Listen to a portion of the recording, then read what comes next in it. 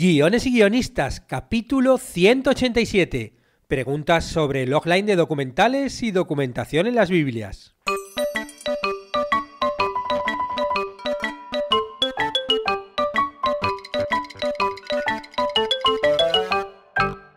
Buenos días a todos, bienvenidos a Guiones y guionistas, el podcast con el que todos podemos aprender a hacer guiones y en el que el guionista es el rey. Cada semana salimos al aire con 2 programas en los que vemos un nuevo elemento, técnica o herramienta para que sepáis más del sinóptico mundo de los guionistas y el eterno arte de los guiones. Hoy volvemos a vuestras preguntas sobre el mundo del guión. Atenderé a una duda sobre el logline de documentales y otra sobre la documentación en las Biblias de las series, entre otras cuestiones.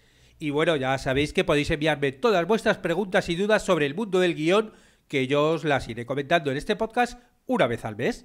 Continuamos con las publicaciones de 2 cursos nuevos en la plataforma de cursos de guión, monólogo cómico y guión de videoclip. Hoy continúa el curso de monólogo cómico viendo cómo tenemos que buscar el tema de nuestro monólogo. Y después de elegirlo vamos a ver una técnica muy concreta para ir sacando detalles de cada tema. Vais a ver que va a ser una clase muy práctica donde ya, vais a empezar ya a escribir vuestro monólogo. Y el sábado continúa el curso de guión de videoclip en el que nos vamos a centrar en un tipo de videoclips, los videoclips promocionales o performativos como también llaman algunos. Vamos a ver cuáles son las características de este tipo de videoclip y lo vamos a hacer con muchísimos ejemplos. Y aprovecho para informaros de que voy a dar un curso online en la Universidad de Burgos, en España. Va a ser sobre creación de webseries y es un curso teórico-práctico. Comienza la primera semana de mayo y va a durar un mes. Os dejo el enlace en las notas del programa o en la web por si acaso os interesa echarle un ojo. Bueno, y también quiero recordaros que estamos en plena campaña de primavera que comenzó esta semana, la campaña de primavera-otoño, ¿no? Ya sabéis que dependiendo de dónde estéis, del hemisferio donde estéis, va a empezar la primavera o el otoño. El caso es que en esta promo, si adquieres una suscripción anual, tendrás como regalo una mentoría online de 1 hora valorada en $99. Y como la suscripción anual tiene un ahorro de 2 meses, el caso es que por solo $100 tienes todo un año de cursos de guión y una mentoría de 1 hora para disfrutar cuando quieras a lo largo de ese año. Aquí os dejo la oferta de cursos más mentoría, que también está en la web. Y por último, quiero dar una buena noticia porque hemos llegado a los 1000 seguidores en el canal de YouTube. Que sí, también tenemos un canal de YouTube. La verdad es que, como teniendo en cuenta que yo en ese canal solo subo los podcasts en formato de vídeo, a mí me parece una cifra estupenda, 1000 seguidores, porque además cuando empiece a hacer contenido exclusivo que ya estoy grabando, pues me imagino que ganará en seguidores, sobre todo porque va a ganar en interés. Y ya os iré contando aquí todas las novedades, comenzaré con los vídeos de YouTube cuando empiece la nueva web, que ya queda menos. Y ahora sí, nos vamos con las preguntas. La primera pregunta nos viene de Ecuador, ¿no? Nos llega por mail y es de Javier Arano, que Javier es uno de los primeros suscriptores que tiene la plataforma, o sea que realmente él cada cierto tiempo hace preguntas y hoy creo como hay 2 preguntas que nos ha hecho Javier, que me ha hecho a mí personalmente, que ya le he contestado por mail, pero que yo creo que pueden ser de utilidad, pues la voy aquí a hacer públicas y un saludo a Javier, por supuesto. Me dice así: hola David, ¿cómo vas? Te hago una pregunta. ¿Podemos hablar de loglines para documentales? ¿Hay un formato de loglines para documentales? Gracias. Muy bien, Javier, pues muchas gracias por tu pregunta, muy buena pregunta. Yo reconozco que no conozco un formato claro de logline para documentales, o por lo menos un formato distinto al formato normal de un logline para películas de ficción. Porque lo importante del logline es que expliques de qué va tu documental o tu película en una frase, con lo cual no tiene por qué ser diferente al logline de ficción. Lo importante es que te resuman todo el tema del documental y que generen interés. Tiene que tener siempre esos dos matices. Aunque a priori, pensando un poquito que si había algún modelo, se me ocurren un poco como 3 modelos diferentes de logline, pensando un poquito así por encima. Es decir, por ejemplo, como vemos en el curso de guión documental, os dejo el link en el curso de guión documental. Claro, muchas veces los documentales lo que buscan es empezar con una pregunta o una hipótesis que intenta resolver a lo largo del documental.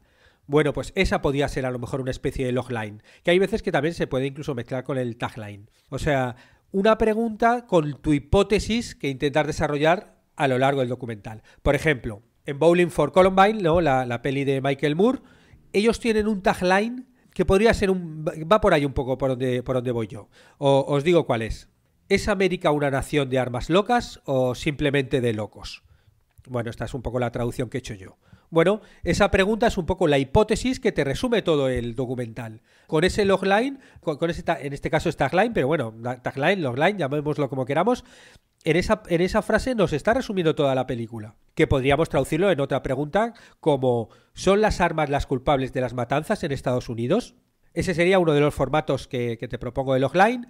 Otro podría ser la simple fórmula de logline de ficción que uso en los cursos y he hablado en los podcasts, y con la que creé el generador de loglines, el generador de historias, y que está conformada por 3 partes, que son el acontecimiento, más el personaje, más el objetivo. Y entonces, bueno, por seguir con el mismo ejemplo de Bowling for Columbine, quedaría algo así.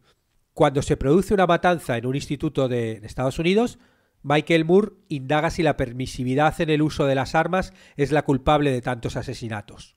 Esto quedaría un poco así el logline. Primero el acontecimiento, cuando se produce una matanza en un instituto de Estados Unidos. Luego el personaje, ¿no? Que podríamos decir un periodista o, bueno, Michael Moore. En este caso diríamos Michael Moore porque vende, ¿no? Y luego el objetivo. Indaga si la permisividad en el uso de las armas es la culpable de tantos asesinatos. Y luego la tercera fórmula sería directamente mostrar la premisa, ¿no? El punto de vista del autor, ¿no? O sea, cuál es la intención directa del autor. Y podría quedar una premisa un tanto así. Michael Moore intenta demostrar que la facilidad al acceso de las armas y el amor al armamento que tienen los americanos son los culpables de tantas matanzas estudiantiles. Te he dado como 3 formatitos.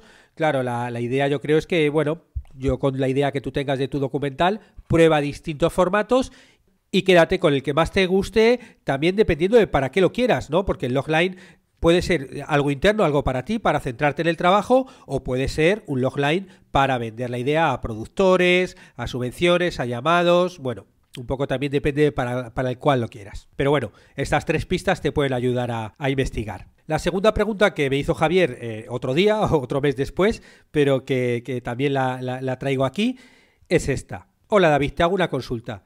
Estaba escuchando tu podcast sobre documentación de Sonora.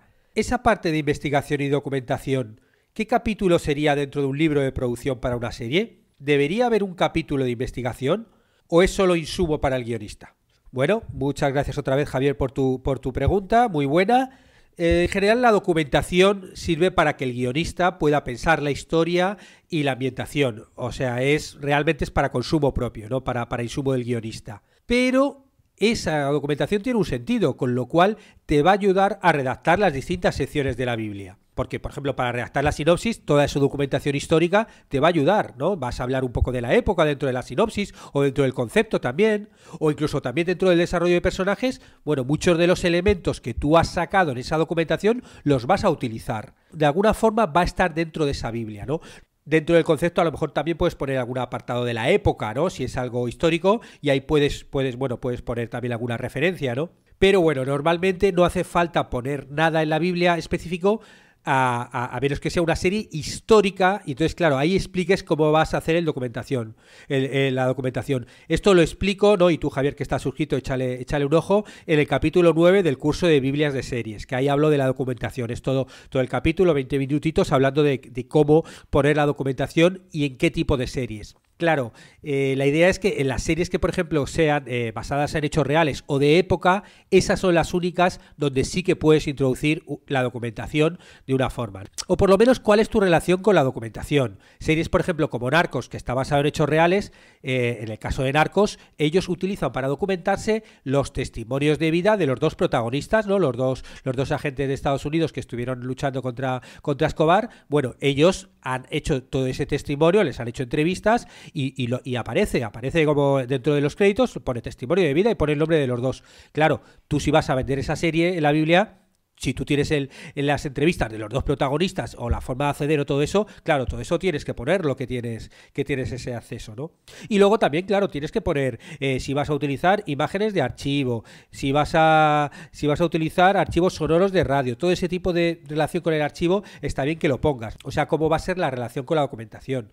También, por ejemplo, lo vemos ahí en el curso, la serie Isabel, ¿no? La serie Isabel es una serie histórica sobre Isabel la Católica que se hizo en España la serie, y claro, allí ellos ponían en una Biblia bastante concienzuda, además para televisión española, y muy súper detallada, donde explicaban cuál era la relación que iban a tener con los hechos históricos, cómo a partir de las fuentes que tenían, porque claro, algo sobre Isabel la Católica se han escrito por cientos de libros, ¿no? sobre la época, y entonces ¿qué dices? ¿Que lo utilizo o no lo utilizo? ¿Es verdad o no es verdad? Claro, pasó hace 500 años, con lo cual no hay otra forma de saberlo, lo único investigar los escritos.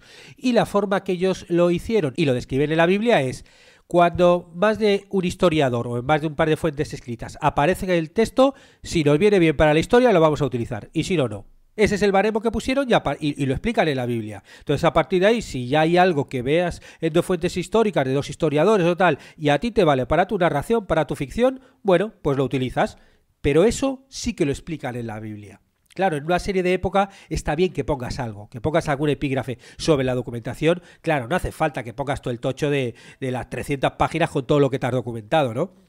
Pero sí, si has hecho un proceso de documentación y es una serie de época, está bien que pongas un epígrafe, aunque sea, donde explique cómo lo has hecho, qué fuentes vas a tomar, o este tipo de elementos. La siguiente pregunta es de Agustín, no sé de qué país, y bueno, por el texto me parece que español y casi yo diría que madrileño, y es un mensaje que me ha llegado de LinkedIn, ¿no? Muy curioso, porque nunca me había llegado ningún mensaje con preguntas para el podcast de LinkedIn, pero bueno, hay muchas vías: Twitter, LinkedIn, Instagram, Facebook, y todas son bien recibidas. Dice el texto de Agustín: Hey David, muchas gracias por tus podcasts. La verdad es que de todos saco alguna perlita que me ayude en la escritura. Estoy terminando un guión de largo y ya te pillaré una consultoría para ver cómo mejorarlo. Mi consulta es porque estoy siguiendo la estructura del viaje del héroe y mi protagonista no tiene un rechazo a la llamada.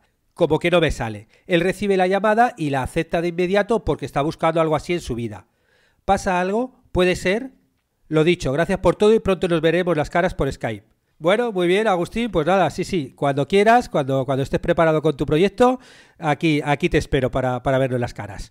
Bueno, muy buena pregunta. Nos habla de una etapa del viaje del héroe, que justo ahora mismo estamos montando un curso del viaje del héroe, os lo recuerdo, por si os interesa. Y claro, nos habla de la tercera etapa, que es el rechazo a la llamada. Es verdad que, bueno, por un lado, Christopher Vogler, el autor del viaje del escritor, que es el que habla del viaje del héroe, nos dice que estos 12 pasos no se dan todos en todas las películas y que tampoco se dan en ese orden, o sea, como que no sería un requisito indispensable. Y es verdad que en algunas películas el héroe es un héroe que, bueno, pues según le llega la llamada a la aventura, pues realmente es algo que está buscando, que es muy valeroso y te dice que sí, y te dice que sí directamente y no tiene por qué rechazarlo.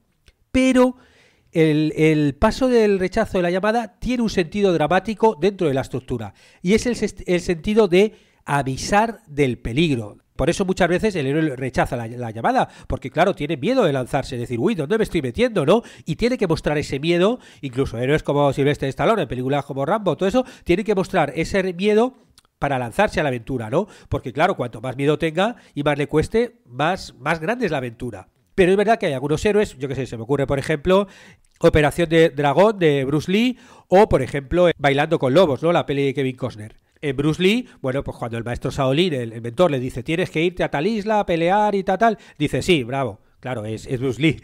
Y en la otra, en la primera secuencia, ya vimos como el teniente Damba, creo que se llamaba, bueno, como que se lanza a la muerte segura. O sea, que es un tipo que realmente no tiene miedo a la muerte. Con lo cual, cuando le surge ir a la frontera a donde los indios, pues él se lanza también, ¿no? Y no tiene miedo y los dos aceptan la llamada. Pero en los dos casos, cuando realmente el héroe no rechaza la llamada, tenemos que buscar de qué otra forma podemos alertar de ese peligro. Con lo cual, por ejemplo, en la del maestro Shaolin, es el propio maestro Shaolin el que dice, pero en la isla ten cuidado porque tal. O sea, como él está avisando de todos los peligros que va a tener, y ese es el miedo que va a pasar. Y en la película de Kevin Costner, Bailando con Lobos, él cuando ya está en la diligencia, llegando hacia la frontera donde van a estar los indios y donde está toda la aventura en el mundo especial del viaje del héroe, claro, el propio de la caravana ya le va avisando, cuidado que están los indios, las fronteras, que han muerto, que han matado. Claro, él es el que se encarga de meter miedo, no al héroe, porque el héroe sigue para adelante, pero el público, porque esta función no solamente es para meter miedo al público, al héroe, sino para meter miedo al público y que digamos, wow, dónde se está metiendo nuestro héroe. Vaya lío, vaya jardín y todo eso va a engrandecer mucho más la aventura, ¿no? Bueno, pues lo dicho, que no pasa nada para contestar a Agustín, no pasa nada que en tu historia no haya un rechazo a la aventura del héroe, ¿no? Del protagonista, pero entonces yo sí que te diría que búscate de qué otra forma vas a poder alertar del peligro al héroe y sobre todo al espectador. ¿Qué otro personaje secundario o el mentor, o puede ser el heraldo también, por seguir los personajes del viaje del héroe, que de los cuales estamos hablando en el podcast últimamente mucho? Bueno, ¿qué personaje va a poder meter ese miedo para que el espectador diga, uy, uy, uy, dónde se está metiendo este héroe? Y que claro, luego pues que sea el camino mucho más difícil de recorrer. Y nada, lo dicho, Agustín, cuando quieras, aquí estoy para ese Skype. Y la última pregunta es de Liz, Liz, acabado en Z, y me llegó por mail. Y es muy escueta. Dice, hola, yo no soy guionista de cine, soy escritora de historias. Quisiera vender mis historias a un guionista de cine. Bueno, muy curioso, ¿no? Como que sí, está bien, ¿no? Como es un paso previo, ¿no? Tengo las historias y como buscar al guionista como un intermediario. Pero lo que pasa, Liz, es que realmente los guionistas pues no compramos historias, ¿no? Normalmente los guionistas realmente en general, por un lado, tenemos muchas ideas, muchas historias que contar, nosotros somos los que buscamos las historias, las creamos, pero realmente somos a los guionistas a quien se nos contrata para idear o para escribir las historias. Normalmente nos contratan los productores para escribir esa historia, para buscarla, con lo cual realmente con quien tendrías que ponerte en contacto, ¿no? A quien tendrías que buscar es a los productores y a ver a quién de ellos les puedes contar tus historias, a quién le puede interesar y que realmente ellos son los que a lo mejor pues si le cuentas una historia que le interesa, dice venga va, te compro esta historia y ya buscar un guionista para escribirlo. Sí sé que en Estados Unidos, y también me suena algún ejemplo de algún guionista que haya por ejemplo comprado los derechos de algún libro. Pero claro, también estamos hablando de guionistas que también muchas veces ejercen la labor de directores o productores ejecutivos. Y son ellos los que van a sacar el proyecto adelante, ¿no? Ellos pues se van a buscar a otra gente, pero entonces, claro, ahí sí, porque ya no es solamente un mero guionista, ¿no? Pero que un guionista invierta en comprar historias me parece difícil, ¿no? En general los guionistas tampoco somos gente con mucho dinero como para estar comprando muchas historias ajenas. Pero claro, ahí en Estados Unidos sí, ¿no? De repente si encuentras un guionista productor o un guionista director, bueno, y no digo Estados Unidos, sino no sé de qué país eres, bueno, pues si encuentras a alguien que le guste mucho la historia y quiera sacar adelante, a lo mejor sí, a lo mejor le puedes comprar la historia. Conozco casos al revés, ¿no? De que el productor ha oído una historia, ¿no? Como conté el caso de Lo Imposible, la película de Bayona, yo creo que ya lo he contado en el podcast, bueno, si no lo recuerdo de forma rápida, que fue la productora, Belén Atienza creo que se llama, la que escuchó en la radio una historia de una mujer que había estado de María Bayón, creo que se llama, que había estado en Indonesia cuando recibió el tsunami, estaba con su familia, sus hijos, y contó un poco toda la epopeya, todo lo que le pasó, lo oyó en una emisora de radio, y fue ella, la productora, la que se puso luego en contacto con la radio, contactó con la mujer, y claro, ahí ya me imagino que la contrataron como asesora para que les contara su historia a partir de ahí. Y ahí sí, ahí fue la productora que digo, mira, quiero esa historia, ¿no? La escuchó en la radio y dijo, vale, voy a pagar por esa historia. O el ejemplo que os contaba antes de Narcos, pues ahí me imagino que los productores, como ellos eran asesores, pues obviamente les compraron, ¿no? Les pagaron un dinero para que contaran todas sus historias, asesorasen en los guiones y este tipo de historias, ¿no? Pero no conozco casos de alguien que diga, tengo una historia, me la compras. Que no conozca no quiere decir que no exista, ¿no? Yo creo que tiene que existir, pero creo que más que buscar a un guionista, tienes que buscar a un guionista productor o a un productor o a un director directamente, y que a partir de porque realmente los proyectos los suelen mover más los productores y los directores que los guionistas. Bueno, espero haberte contestado, Liz, y suerte con tus historias.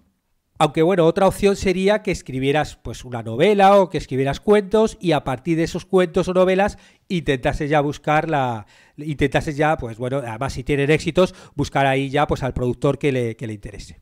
Y con esto termino el podcast de hoy en el que hemos contestado preguntas sobre logline documentales y documentación en las Biblias, entre otras cuestiones. Y si os ha gustado, agradecería comentarios y valoraciones en iTunes, iVoox, YouTube. Os recuerdo que también está en Spotify, que hoy me han preguntado en YouTube, oye, ¿cuándo va a estar esto en Spotify? Ya está en Spotify, por si acaso hay alguien que escuche los podcasts en esa plataforma. Y como siempre, muchas gracias a los que os suscribís a los cursos de guión, que ayudáis a que este podcast se mantenga. De hecho, hoy he hablado con un uruguayo que está suscrito también desde hace muchos meses y me ha confesado que lleva varios meses sin entrar a la plataforma y pensando, ¿qué hago? ¿Me doy de baja o no? Pero dice, no, voy a seguir ahí ayudando para que ese proyecto siga adelante. Con lo cual, nada, muchas gracias a Nico.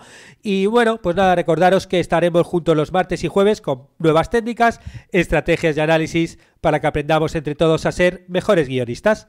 ¡Hasta pronto!